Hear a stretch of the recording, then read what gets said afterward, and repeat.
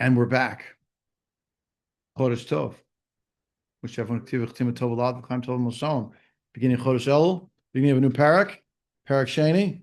Perek Sheni begins on the bottom page of Chaf Bet Amud Aleph. And if you see very strangely, it's just a continuation of the Mishnah from before.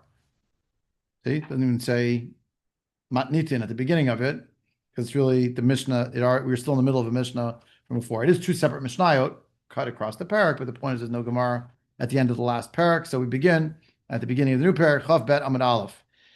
Im Einan Makirin Otum Shalchin Imo Acher Lahaido. They didn't recognize whoever was coming to give testimony. They had to send someone else to authenticate that the person who was bringing testimony was reliable, and he was who he said he was.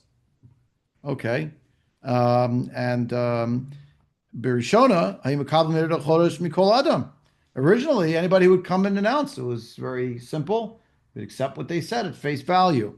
Mishakilkulu Abaitusim, when the Boethians, the Gemara will explain what is going on with them, but when they started to mess things up on purpose, then they had to set up a barrier, and that barrier was to have someone to authenticate whoever, or someone's, as we'll see now in the Gemara, whoever it was that was showing up. I was turning this over in my mind a few days ago. I was looking at this Gemara. It's kind of like, remember when we didn't have to lock our front door, in the neighborhood, and so there's always that progression. It's like things were simpler at the beginning. If someone came and they said they saw the moon, why would they lie? Of course, they're truth telling and it works. But there came a point where there was a group that was trying to undermine it. Society changed. So they couldn't keep saying, well, that was the rule before. Times changed. Now they got to put a lock on the door. So now they need to know that whoever's going to come, they're actually able to authenticate who is arriving, right? This was a case only, Rashi notes, it's somewhere that the Beit Din didn't know if they were Naaman and kosher. If they did, famous person or something, it sounds like they didn't really require it per se. Yeah? Because on your own recognizance. But later on, things changed. So now, next, my acher. Who's the acher? Does the Gemara go into the vouching witness as to they didn't recognize him? Yeah. Next up at bat. Sorry. First of all, the number of people who come is the first question. My acher, Chad, right? Well, someone else means one other person. So the Gemara says, Umi v'chad mi mehemen. Is one person alone going to be reliable? Right? Is that really true? V'chad mi mehemen Rashi lahachsiro lezeh b'chesket Naaman. Is that going to be good enough? Hatanya, didn't we learn? Shabahu ve'edav imo laha'id alav. Right? So it seems like the person came with their edim, right? So the edim were testifying this person is legitimate. Now, once we get into that, it's kind of already the question. So maybe those people weren't real, right? We're going to see soon there were people who tried to game the system. The assumption was now you have two other people. Now it would have to be a pretty big conspiracy. We'll get to that shortly, but at least the thinking was every time you add another, you need two people who are two witnesses. They're a kat of edim. They're not going to perjure themselves and give false testimony. This person is a Naaman and a kosher. That was the assumption. As opposed to just the individual coming on their own, they put in some kind of safeguard. It wasn't foolproof. But at least in theory, the fact that two other people were coming and their job was not to testify about whatever the issue was, here in this case about seeing the moon, but at least to say, yeah, but this guy's legit. What he says is, his word is his bond, as the expression goes. And that would have been enough. So you need 6 people then, right? The 2 8 and then 2 and 2. Right, 2 4 6. Well, because it yeah. Sounds like this. 1 8 Yeah. is 2. It's true. But it could be that that one of the Edom actually was already in Yerushalayim. Okay. And if he was already in Yerushalayim, he was already known to the Beit Din, so then you need someone to come authenticate that he's the right guy because they already know him. Okay. But in theory, if they're both from out of town, then yeah. Shimon and Levi come We talk about the Nabano to Ruvain, they also testify as to Sacha. Testify on two people? Yes. In theory, I think they could. If Yisachar also came from the same town, Oh. presumably they could give testimony twice, one for this guy, one for that guy. I think it works, yeah. I think so. I think so. It makes sense. Yeah. Shabbat is So exempt that's even part of for the, the okay, authentication. now that's part of the issue. Is Shabbat set aside for the people who are making the authentication happen, right? We talked about the fact that if they ate it, that was the end of the last Perek. If the people had to get there, even on Shabbos, seems like there were some allowances for them to be able to do that. But the people who are coming along are not actually testifying. They're just saying that the person giving the testimony is the real deal. So can they ride along in the wagon? Can they also leave the tchum? Questions like that. And indeed, that is part of the mix right here on these in this sugya. We'll see right now. So second line, right? Amar Rav Papa, my acher zug acher. I'm on chaf bet amid bet. When it says acher, I mean another group, meaning a kat of Adam, two. Yeah. Hachinami mistabra. It must be logical that say that. If you don't say that, so then im einan makirin oto, my oto, right? Ilim oto chad, right? I forget, it goes kind of in a loop. What do you mean if they don't know him? So what is oto? If oto means they don't know the chad, meaning one witness, would one be enough? Mishpat ktiv be. We have the pasuk, which is increasingly prominent, even though it's every single Thursday, but increasingly prominent as we get closer to Rosh Hashanah. Ki chok li Yisrael hu mishpat elokei Yaakov. And that means that all the principles of juridical procedure need to be followed in the Beit Din, even when it comes to the Kiddush HaChodesh process. And therefore, it would require two witnesses, right? Mishpat ktiv be, elamai oto hazug. Even carrying oto means the pair, the couple of witnesses who are coming. That's referring to them in the singular because, of course, it required two. So hachinami my acher, zug acher. All right, so here too, when it says acher, it means another couple of witnesses. V'chad lo meheman, right? But the Gemara says, wait, but is one really not reliable? Vatanya, we learned the following story. Masa b'Rabbi Nehorai, shehalach eitzel eid la'id alav, b'Shabbat be'usha. We find a story that Rav Nehorai went with a witness in order to testify about that witness in Usha. Usha was one of the 10 stops of the Sanhedrin Agadol. It kept moving places basically for safety's sake. First from the Harabait into Yerushalayim, from Yerushalayim to Yavne, and then from Yavne it goes up north. Has all sorts of stations. I think it's the second to last one. I think is Usha. There's a bunch of them. There's Tzipori and what have you. But the last one, of course, Tiberia. So in Usha, he went to Usha to give testimony. So Rabbi Nehorai was only one person. So it sounds like you could say, oh, Rabbi Nehorai went by himself. First of all, you learn, as Chuck was alluding to before, sounds like the chiddush here is that the person who's authenticating the witness can actually go on Shabbos. Otherwise, it's not really, I mean, the chiddush would be that you need someone altogether. But the point is, you could send someone. But this story makes it sound like only one rabbi, Rav Nehorai, came. So the Gemara says, just give me 1 second to finish the sentence, but I'll take a question in a minute. Amri, Rabbi Nehorai, Sahada Achrina Hava Bahadei. We say, no, when it came to Rav Nehorai, he actually had another witness with him. He did. But he wasn't mentioned because Rav Nehorai was a big enough person. It's sort of debasing to Rav Nehorai to say that he had another person with him. He wouldn't have been accepted on his own recognizance to say that so-and-so was a kosher aid. But as the Mefarshim point out, no, it's because of the word mishpat that he requires second aid. Of course, they knew him. He was a big Rav. He came to the gate. They're not going to say, we don't know you. So how do we know we can trust your authentication of this person? Of course, they would have trusted him. But from a procedural perspective, you needed two Eidim, Mishpat Lelukei Yaakov, and therefore he must have had someone with him who was just of lower stature. How that you know that they didn't know that. They didn't know who he is until he shows up. The right, that was the assumption. They're not going to be able to take him on his own cognizance that he says, I'm a Jew, I came from another place. There's no chesed kashrut anymore. It's assumed that every aide has to bring verifying witnesses. Unless the entire Beit Din knew who he was. Not one Dayan, but all the Dayanim had to say, oh, we know this guy. Which, it's a lot of judges. So how likely was that? They all knew Rabbi Reese. Great point. When Sanhedrin Gadol will convene, Yerushalayim, they will all know Rabbi Reese. But- That's a good example. But generally not so. So if a whole bunch of the Dayanim say we know this guy, the rest of the Dayanim can't take the word of the Dayanim who say they know him? I mean, They could act as the witnesses.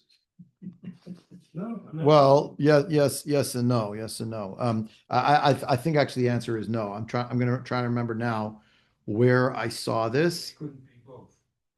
I'm right. Wait. I'm trying to remember where I saw this. That it's not going to be good enough with just one or two or five. Then it has to be everybody. That would disqualify was it in them from Rashi? being Dayanim. What do you mean? The point is that where they mock this person, if they don't mock him, then they can't. See, because they Art's point is good. There's a base, but then I got all 5 of the judges recognize Rabbi so-and-so, right, the rest don't. right. So if they are testifying as to the amount of that aid, aren't they disqualifying themselves from also acting as being? Dayanim after the fact, Yes. they don't serve in that capacity as Adam. If all of Dayanim know this person who has shown up, if it's half, Three. then they're not. Then there's no testifying because that's not good enough. But they could bring 2 character witnesses for that aid, right? And they'd be good. So he says, Rabbi, this guy, Dayan A and Dayan B, they're my character witnesses. So no, they can't be Dayanim after. It seems to me they couldn't. They're no gab with them. It's a great point. I don't know the answer. I don't want to answer you incorrectly. It's Archian. Because they've sort of didn't okay. Yeah, I guess. But Fair you- point. And then you also say, I mean, if he ain't self of the devour, or if let's say these 2 aiding come, Right, then right, we don't know who you guys are. right. Yeah, so how do we trust you? Everyone's pointing fingers at each other. Right. So it could get pretty confusing. And the truth is this setup wasn't foolproof either. I mean, Rav Ashi had another answer, by the way, in this case, Rav Nehorai. She said Rav Nehorai, and this is a big chiddush, Rav Nehorai came to Usha with this person who was going to testify to the Beit Din Hagadol, but he was only one person, and he didn't know if the other aide, the second person who knew this man who was going to testify, if he was already in Usha and available to testify with Rav Nehorai, but he went anyway. So in other words, the aide was going as a suffix that he would be they would even be able to testify, but he push came to shove, he would be able to if he found the other person who knew this man who had seen the moon, and that would be good enough. You might have said, you don't know you're going to be successful. What are you going for? But then On everybody Shabbos. said that, then nobody was still So that's the thing about testimony in general, right? So if you keep going, get to Rav Ashi, right? You have the next line here, Rav Ashi Amar. So up against where Tosfot is Lahated Chachamim. Follow your eye along to the left. 3 words on from the end. Rav Ashi Amar Rav Norai Sada Achrina Hava Beusha. Vaz Rabbi Norai Let's Tarufi Bahadei. He went to connect him to be connected to him in the testimony. So Ma'adatema Misfeka Lomachalin Shabta Kamash Malan. You might have thought that it's a suffix if he's going to actually be able to testify, Rav Nehorai, because maybe the other witness wouldn't be there, and procedurally it won't be enough for Rav Nehorai to say, but I know this guy, and I'm a big rabbi, and I tell you he's okay. It wouldn't be good enough. But he was able to go anyway, even though you would say it's like a suffix about as to whether or not he'll be successful. Ki'ata Ula, when Ula showed up to Bavel, Amar Kadshu Liachav Marava. he announced they were Mekadesh the Chodesh in Eretz Yisrael. Amar Rav Kahana lo mibaya ula digava Rabbahu de Meheman. El afilu inish da alma nami Meheman. Now, this is a different kind of testimony. This is not testimony, I saw the moon. This is testimony, I know that the Beit Din already was Mekadesh the Chodesh. I'm reporting on it. So for that, the bar is lower. When you talk about Ula, he's a great man, a Gavar Rabbah, so he's believed. But even someone who is not known, why? My timer. Something that's going to become revealed in the end. The assumption is people don't lie about that because they'll be exposed as a liar. Again, we could, probably discuss today, like, I don't know, that's true. People know things are going to come out, but they don't care anyway. I don't know. Yeah. But again, we live in a different and more brazen time, you could say. But that's the assumption from the Gemara's perspective. And the Haggadah Bas is not bisof, but misof ha'ulam. V'amar kidshu beitin chodesh ne'eman. If a person come from the end of the earth, meaning from far, far away, and he'll say, the Beit is Mekadesh the Chodesh, we'll believe them, and that's that. We'll accept it. Look at Rashi now. Rashi, Mishpat Ketiv Bey, second to last of the wider lines, the top of the page, line 3. Mishpat Ketiv Bey, Kichok Liselhu, Mishpat V'chule, V'gomer, V'lokei Yaakov. It said it. Busha, Kshiyashu Sanhedrin Sham, Shai Mekachin Chodesh, that's the Kedesh Chodesh, Mishum Kvodesh the Rav Nehorai, Sahare, Los Rav Nehorai, Elo Lilmod, Mimenu, Shadam Gadol, Kamoto, Nag Eter, Badavar. Ben Kvodesh Navi at Ra'ayotenu, Af Mechaver Akatan Mimenu. So Rav Nehorai's name is only being mentioned to show that he was a great Adam Gadol. He was obviously Noeg Heter, meaning that he decided to go on a Shabbos, right? And it's not according to his kavod that will bring our proof from the friend who was of much lower stature. That's not as much of a chiddush. The lower stature guy just went along. But for Noah to go, he's clearly announcing, I think this is what needs to be done. And I'm not sitting home. I'm going on the trip, even on a Shabbos. So Hada Achrina Hava Ba'usha, Hamakri Eidazeh. The other, that was the case Rav Norai. Rav Ashi said, the other person was already in Usha, right? So who knew that aid? So Misfeka, Shema Ein Oto Ebebeto. Maybe he wasn't home that Shabbos. And then Rav Nehorai is going to show up with this guy to Usha. My friend is going to testify. Where's your other aide? To ask Rav Nehorai. Not because we don't trust you, because procedurally we need to aid him. He's down the block. They get to the guy's house. He's not even in town. So what, he come for nothing? Mishum Safik also mutter to go. And that's indeed what he did. Go back now to the Gemara. The Gemara is on 1, 2, 3, 4, 5, 6, 7, 8 lines up on of the narrow lines from before the wide lines start. What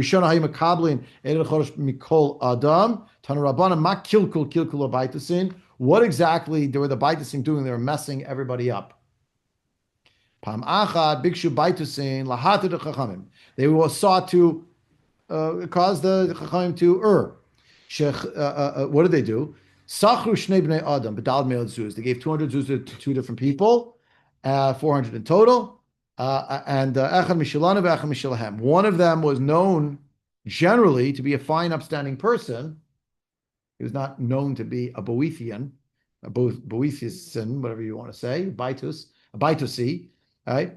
And the other one was one of theirs. Yeah, Shilahem hated Duto v'yatza. The one who was really from their camp obviously gave his testimony, left. Now it's time for Shalanu. So Shalanu, Emor, they interviewed him because they knew him to be an upstanding person in general. So Malam, he said to them, Ole Hayiti b'Male Adumim.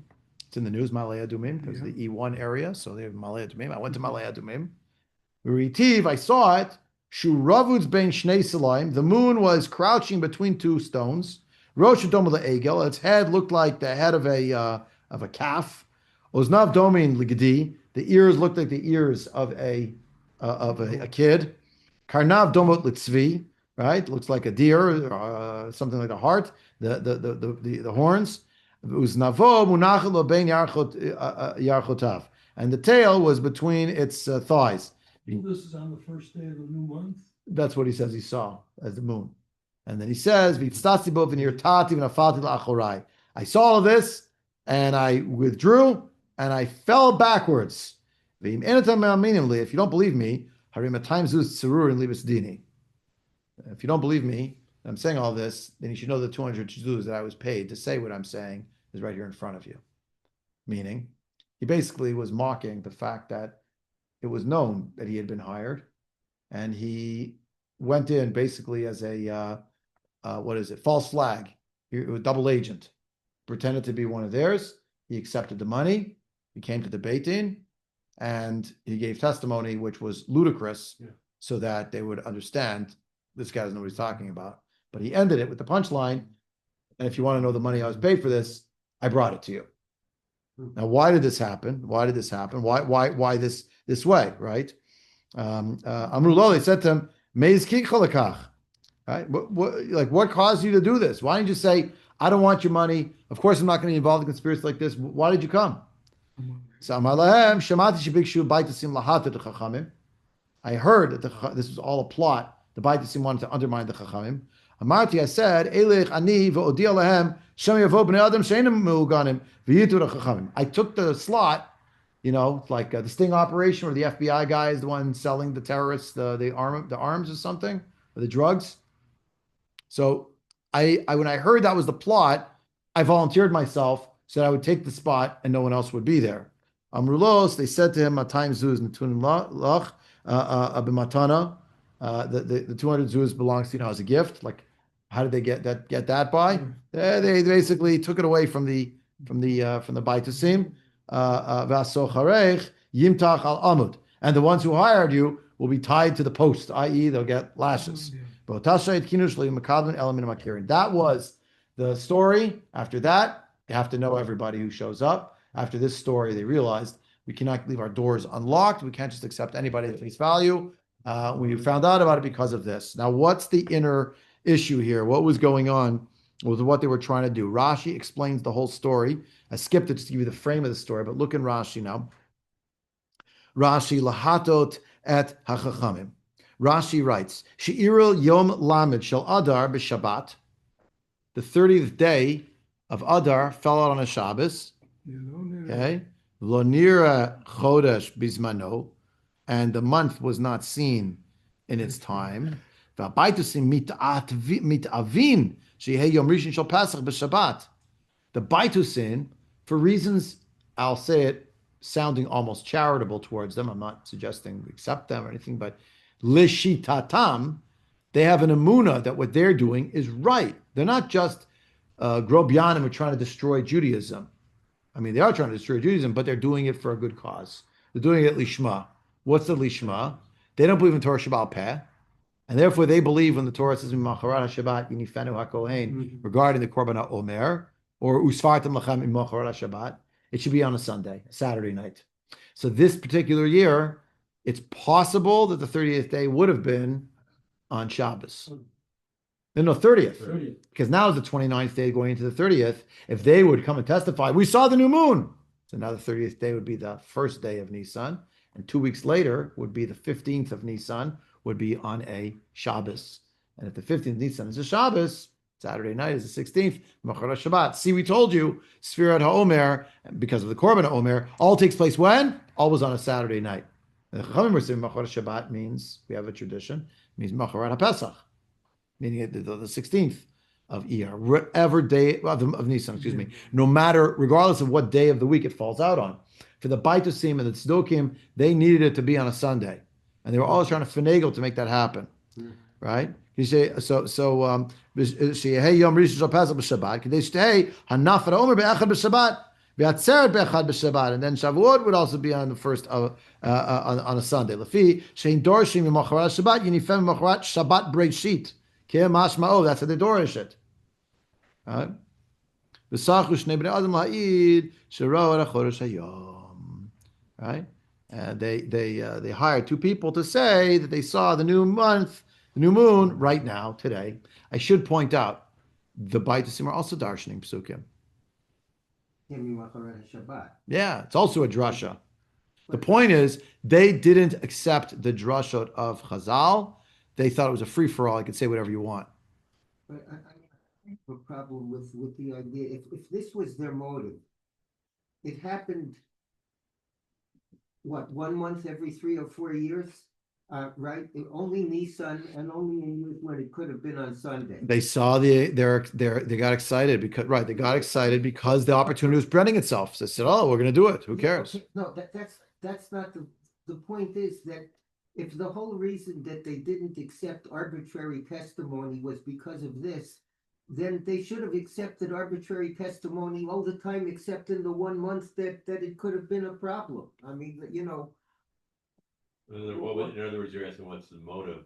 If No, this no, what no. did take place, there's no motive for them to. Yeah, For them if the 30th wasn't going to fall on a Shabbos, regardless, which only happens rarely, and it's only in Rosh Chodesh Nisan that's mattered. Yeah, So why they make a rule in general? Because that one circumstance comes around every few years. yeah, that's my question. Yeah, no, it's a fair question. I can totally speculate. My speculation is once this happened, they realized, wait a minute, these people are literally gunning for the system and they're trying to finagle how they could undermine it. What's coming next? Like this made it a cautionary tale. We can't trust this. It only happened once. It has to be a particular configuration for it to fall out that way. But we're worried it's going to happen again. What's the next step from these horrendous baitosim? What are they going to do to us next? Otherwise, I don't know. Right? You're right. It doesn't come around that often. So how about just in that year? Right? Just in that year and just in that month. Yeah, it's part of the conflict between the Tzdukim and the Baitusim one side and the mainstream Judaism on the other, right? The vast majority of the numbers seems to have been with the Prushim, what we call the Prushim Misnagdim, you would say today, but it's really Prushim against the Misnagdim. It's really Hasidim Misnagdim, so it doesn't really apply, Khalil. But the sect of Tzdukim and of Baitusim, they were always fighting with them. Maybe this was an opportunity, a way of weeding them out of the system. And it was like an opportunity to present itself because it will come up once every few years in Chodesh Nisan, falling out, Rosh Chodesh Nisan falling out exactly on the Shabbos. But okay. Weiter. So, okay. So Echad Mishilanu, Rashi says, V'lo Kiru. They simply did not recognize him. Matayim zuz netunim lach b'matana. Utehei Rashi la'akvan. V'af al pi shelo yishlamta t'nai sochal isor charcha. Diyesh reshut lebeitin liknos mamod v'asot o hefker. Kedamrinu b'yavamot. Menan shehefker beitin hefker. Shenemar v'chol asher lo yavo lishos de'amim v'gomer yachram kol rechusho. I.e., he's allowed to keep the money, even though you didn't fulfill your condition with them. The condition was you're going to do X, Y, Z. You didn't do X, Y, Z. So how come we're just to testify falsely? So why should you get the ill-gotten gains now of the money? The answer is hefker beitin hefker. The beitin decided this is not private property anymore to punish them. And they gave it to this fellow who was the double agent or whatever you want to call it. Yeah. So like that. Okay, please. Regarding vouching witnesses, were they required only in connection with Rosh Chodesh or all witnesses? Is that what? Rosh Chodesh. Only Rosh Chodesh. There are other exceptions where people and things had to be validated. Many, many years ago, I think we did learn Masachet Gittin at the beginning of the Besechta, and it talks all about how would you get a star that comes from outside of Israel. You're gonna have to bring two witnesses to authenticate the signatures that are there are actually really people. So there were other circumstances like this, But not in general. but not in general. Otherwise, Even they would have today, so. if you get married in Israel and you come from the United States, Yeah, you have need to like bring proof right. that you're right. Jewish. So Yeah, we deal with that. I do with that on the shul sometimes. Yeah. You have to prove you're Jewish and prove rivakut that you're not already married to somebody else. You want to get married there. So made out of that. We had Revel and some we had to have a letter that she didn't believe us. yeah, all right, whatever it is. I write those letters all the time. That's what happens. It comes with the territory. The weirdness, of course, here is that this guy comes, these whole labyrinthine testimony. I just say they hired me. It was all a scam. Instead, he's talking about in the Marsha in the Chidushei Haggadah, he has like a whole allegorical explanation how each element represents something else. We'll leave it for now. We're sticking to some halacha tonight. Okay. Everybody with me? Next sugya. Mishnah. Rishonai mesin mesud mishkilkul akutim hitkinu shishluchin yotzin At the beginning, they would light lights. There were fires they would light on the mountaintops. But once there was already people who were ruining things, who's that? The Kutim. They made a takana that the shluchim have to go out each time to make the delivery of the news, to bring the delivery of the news to the outlying communities. Ketzat, Hayamasim Masuot. How exactly did they accomplish this with the Masim Masuot with these torches? What exactly was in the offing for this? Mevin klunsot shel erez aruchin v'kanim v'atzi shamen uneorat shel pishtan v'korech b'meshicha. Right. So what does that mean? It's wooden poles or staves. There are reeds and various kinds of branches from olive branches because the oil is seeped into them. It's wrapped, and also the refuse from the pishtan means the flax, and wrap everything around. The mashicha means, right, in a certain way that it was wound up, and that was going to be have oil poured on it. The oil rosh har. You go up to the top of the mountain. You would light a fire on top of the mountain. Umolich umevi umale umorid ad shehu ro'eh et chavero shu osekain rosh hahar Sheni. So what would they do? It was a relay, right? The signals were going. They would light a fire, and then once the fire was lit, it would start waving this torch in all different cardinal directions, right? Umolich umevi back and forth, up and down, until they saw their friend, the next mountain, doing the same thing. Rosh Hahar Sheni. V'chem Rosh Bahar Shlishi. Ume'ayin ha'misiya mesuot. Right? Mehar ha'mishcha l'sartava. Umisartava l'grufaina. Umigrufaina l'chavron. Not Chevron, but Chavron. Chavran. Umichavran, yeah. Lebeit Balatin, we by Balatin, Lozaz Misham, Ella, Moli, Chumevi, Umali, Morid, Aje Roed, Kola Roed, Kola Gola, Lafan of Kimadurat Aish. I heard some unfortunate point out, there's no way anyone was actually seeing to the end of Bavel. But maybe, if the relay was good enough, you get the outer edge, the westernmost edge of where Jewish communities lived in Bavel.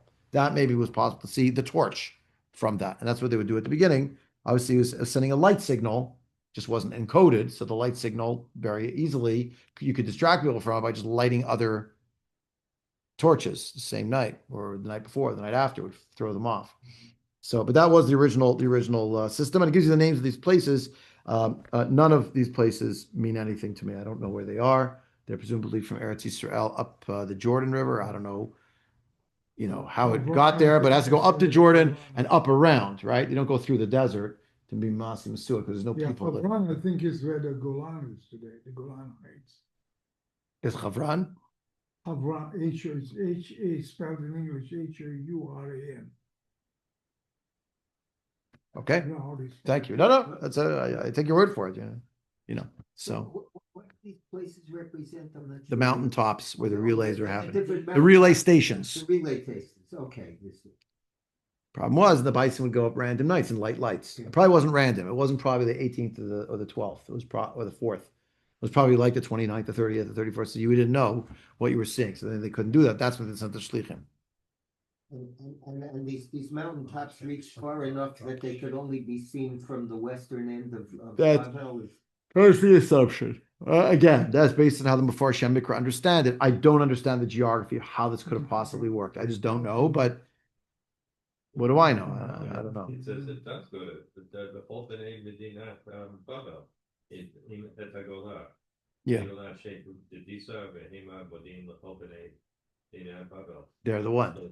It goes to Pumbedita, which was the westernmost, and from there they would send it to everybody else. That was the point. Pretty far. Yeah, it is far. I don't understand it based on the number of stops here seems like way too few.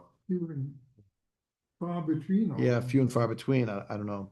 Pumbedita is where Fallujah is today. That's in what Oh yeah? Yeah. Pumbedita is Fallujah? Yeah. Wow. It's unbelievable. I read that. No, I take your word for it. I don't have Maybe you any. can lead our tour when we go there. No joke. No joke. Wow. The battle of Fallujah, the battles in Pumbedita between the Amoraim. Okay. So okay. Yep, please. Just a little confused. This procedure was a response to the Kutim, or this is the other way around? This is before anyone messed things up, before the Kutim came around to mess it up. Oh. They would use this as the relay system to get the word out from Yerushalayim to Bavel. That's the fastest way to do it. All you do is light up a can, then wait till the other guy sees it and so on. Yeah. As opposed to appointing runners. It was a telegraph system, you know? Okay. Is that And the telegraphing relations of the Kutim are going thing? to It was be, lights. The they'll Kutim would be lighting fires the wrong night on purpose. They would be waving things around. They wanted to try to mess up the Jewish people. So that was comparable to the Baitusim. same motivation, different. No, motivation. but that's the point.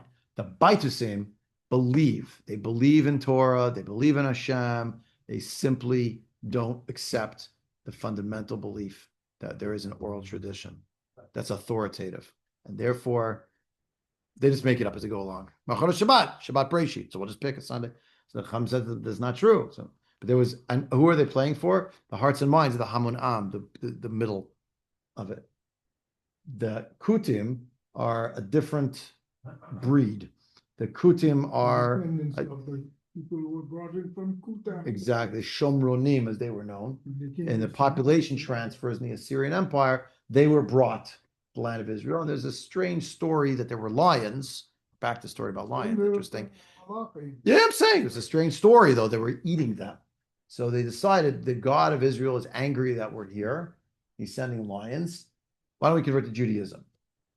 The extent to which they actually converted and sincerely did so and stuck with the program, that's super up for grabs. Sometimes Kutim are considered Jewish, sometimes not.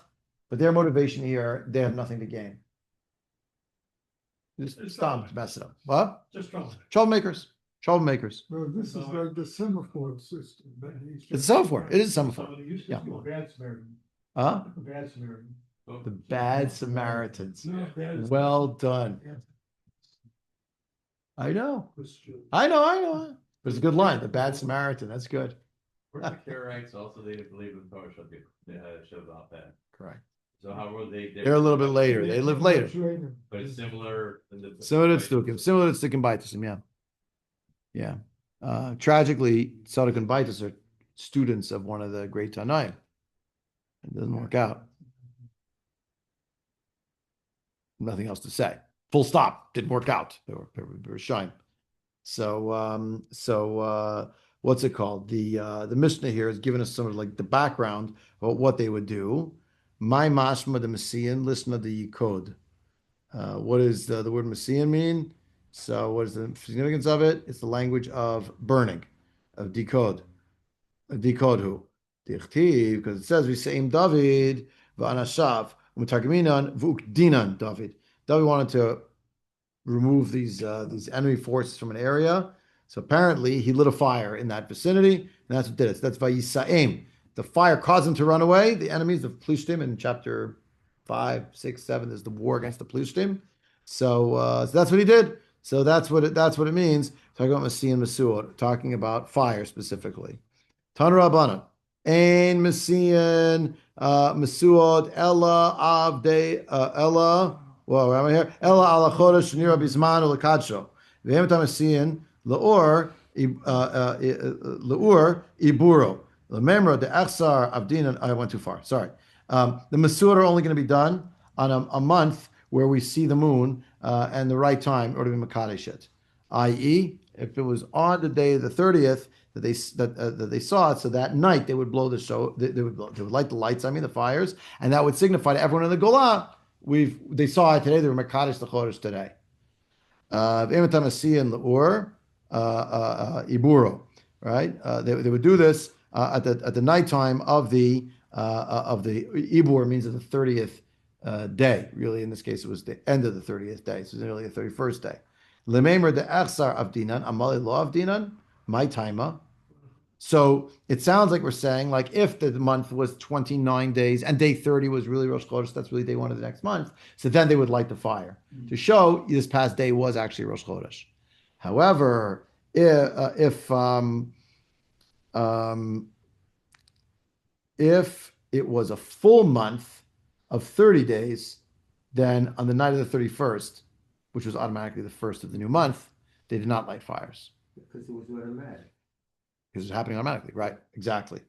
Right, right. So my timer. Amar of Zida, Zera, Gzeri Mishum Rosh Chodesh Chaser, Shechal Yod Be'erev Shabbat. Why was this halacha altogether? That you're only going to light the fire if Rosh Chodesh is on day 30, or was on day 30. It's now night 31. So earlier in the day, there was day 30. That when that you declare. Why is it the only time? What if the month had 30 solid days, in which case day 31 becomes day 1? Like, why are you? Yeah. So the Gemara explains that there's one particular case that governs the whole thing. If it's Rosh Chodesh, that is Chaser, that happens on an Erev Shabbos. In other words, if really Erev Shabbos is day 30 and the Eidim came and really made it day 1, when are you going to blow the shofar? Because that night's Shabbos. When are you going to light lights? Because it's Shabbos. Right? Same kind of idea. So when do they light it? And that's the problem. Eimed Avdi La Puke Shabta. It would light it after Shabbos ended. Now, why do they bother lighting it after Shabbos ended is kind of the mystery. Right? Not Di'i, but according to the Bach, Vi'i. Vi'i Amart Navid Nami Amale. If you're going to say, so let them light every single Rosh Chodesh, whether it's Chaser or Malay, Atlamite, they'll come to make the following mistake. Amri, they'll say, Hi, Chaserhu, the hi, the lo avid me'etmo, mishum de lo afshar. They'll either say this month is Chaser, day 29 was Friday, day 30 was Shabbos, and really day 30 was Friday, but that day was really Rosh Chodesh. But Friday night they can't light the lights, so they wait till Saturday night to light it, and really it was Chaser. Or if you would say we have to light the fires even when it's Malay, i.e. day 30 is from the last month, but day 31 is the day of the Makati. So after day 31, that's when they're going to say it's the end of the previous day. It was day 30. One was really day 1, right? So let them light the fires then. If that would happen, we'd have another problem. Second line in the Gemara Chaf Gimel Amud Aleph. Odilma Malihu Uvismano Avdo. Maybe it was a full month. Maybe it was day 29 was Friday, or day 30 was Friday, and day 31, because the witnesses never came, day 31 became day 1, and that's why they're blowing the shofar at night. In other words, in a case where Erev Rosh Chodesh would fall out on a Friday, right, you would basically not be able to tell whether it was Malay or Chaser when you'd see the lights burning on Saturday night. But the way it is structured now, if the lights were burning on Saturday night, you would know that it was Chaser, because it means day 30 was really turned into day 1. That was Friday, but they couldn't light candles that night because it was already Shabbos. It's not candles, torches. Or alternatively, day 30 was really Friday. Shabbos was day 1 of the new month. Not Friday, but Shabbos. And Saturday night, just don't do anything. Why would they let dating on the room if they wouldn't let the wedding it's too hard?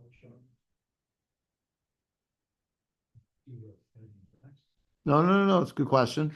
The lighting of the fires is a takana the Chachamim made up. It's not from the Torah, but per se, it's Torah Sheba'al Peh, but it's Torah Sheba'al Peh that's the creation of the Chachamim to light the lights. But when it comes to the other issue, that's already in the Torah. The Torah is basically saying, no, the mishpat is that you need the two, but no.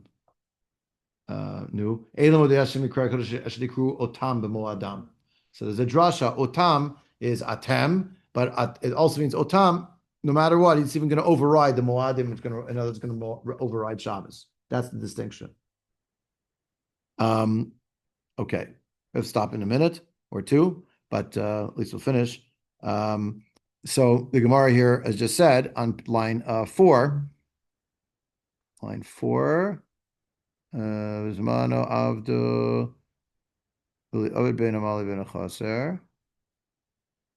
On line 3, I'm sorry. Okay. V'li'eved ben Amali ben Chaser. So maybe you should do it for the Mali and the Chaser. V'chimilka Rosh Chodesh be'erev Shabbos. If Rosh Chodesh falls out on Erev Shabbos, lo li'avid klal. In that case, they would not light anything.